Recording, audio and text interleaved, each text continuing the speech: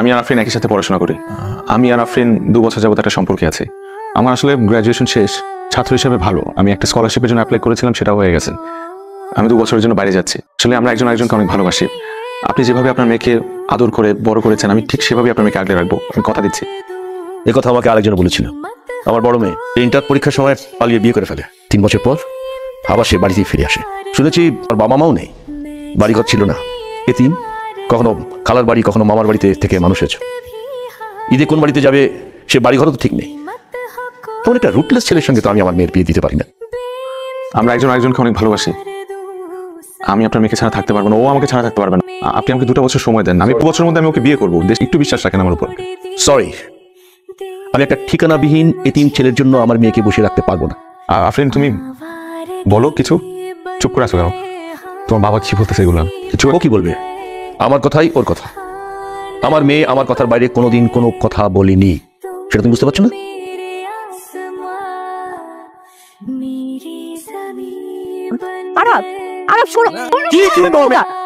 কথাই যখন বলছো আমি তাহলে এতক্ষণ ভেতরে চুপ করেছিল কেন? কিন্তু তোমার বাবাকে বললা না কেন যে তুমি আমাকে ভালোবাসো? তোমার বলার সাহস হয় নাই। সাহস হয় নাই তোমার?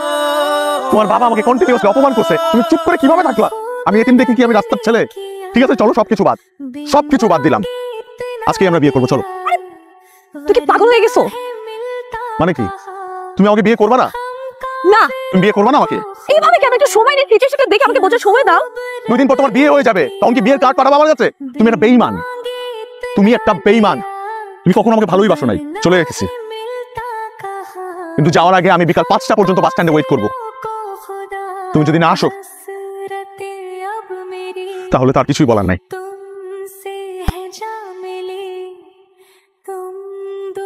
বাহ, তুমি আবার এসেছো কেন?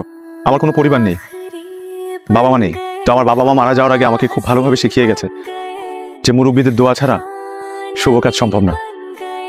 আপনি আপনার মেয়ের জন্য সবচেয়ে ভালোটা চিন্তা করবেন, এটাই স্বাভাবিক। আপনার মেয়েও আপনাকে যথেষ্ট শ্রদ্ধা করে, সম্মান করে। এই কারণে সুযোগ থাকা সত্ত্বেও সে কোনো ভুল সিদ্ধান্ত নেয়নি।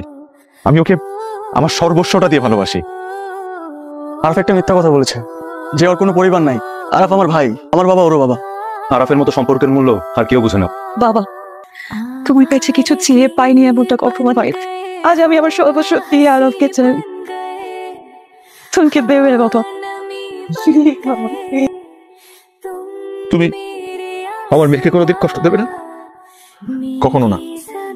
ওকে ছেড়ে কোথাও যাবে না? যাব না। প্রমিস করো।